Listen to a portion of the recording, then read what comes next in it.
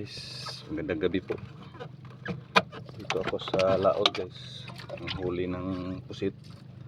Ito.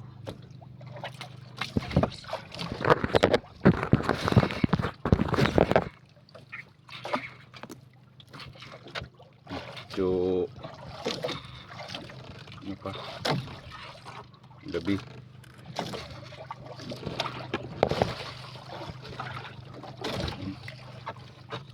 Ulit tayo ng ano.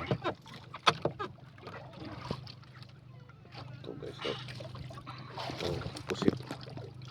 Ito guys.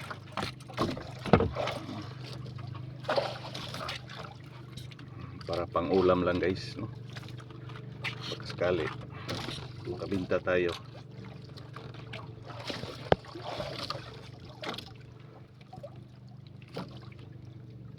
Ito guys, para malalaman ninyo,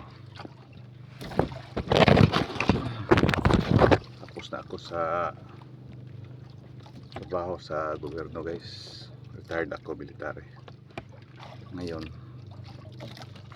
para masaya ko, kasama ko ang kapiling ko ang ano, pamilya ko.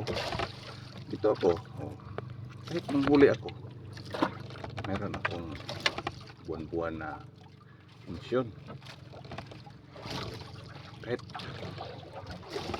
sa anong mga sinasabi sa mga tao, bakit nagretiro ako bata pa, gusto ko nga makapiling ko sa kahit saan punta, oras, kasama ko na yung pamilya ko. Ito kita ko kaysa magserbisyo pa ako guys. Hindi pa natin alam ang panahon, baka ma-discharge tayo. Ano lang, kaya kung ganun guys, sabihin pa nila na may buntot na ako kasi natatakot sa serbisyo. Hindi mo siguro ganun kasi guys,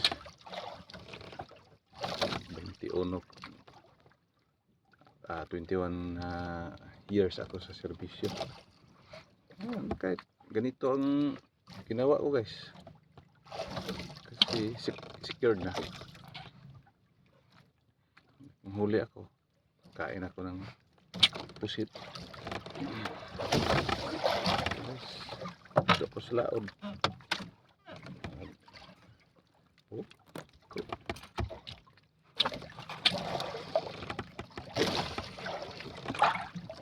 Yun ang buhay namin guys dito, lugar sa Mindanao.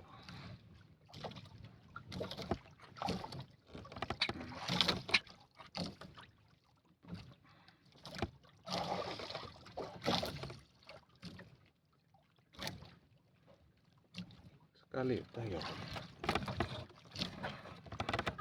bigyan ng Panginoon na makabinta tayo, di ano lang, pag araw guys matutulog kami, kasama ko yung mga ano ko, samahan na palaod, panagat. Pag gabi dito kami sa laod, pag may puting panahon, magandang panahon, okay na yun. Ito huli ito lang guys ang ano ko, may paabot ko sa iyo.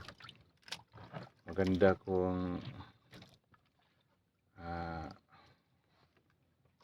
magretiro, ilagay nyo sa may bahay ka na, may bahay na kayo, at may ano ka, negosyo.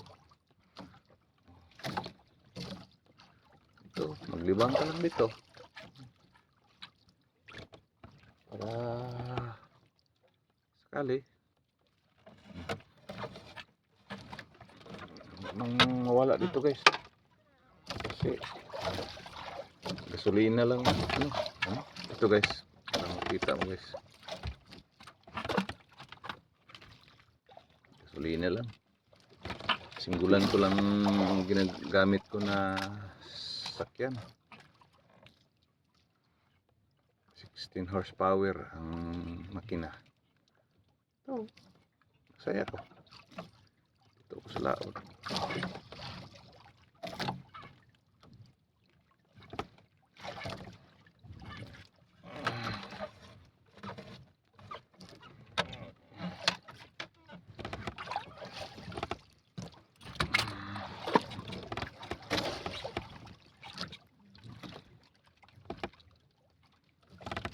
Ito lang guys, ang buhay.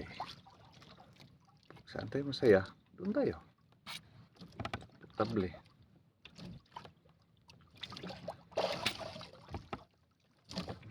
Sa iba, ma-discharge pa, servisyo. Ayaw ko ganun yan.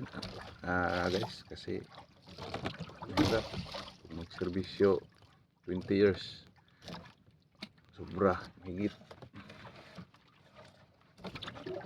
Ma-discharge lang dahil sa kagaguhan.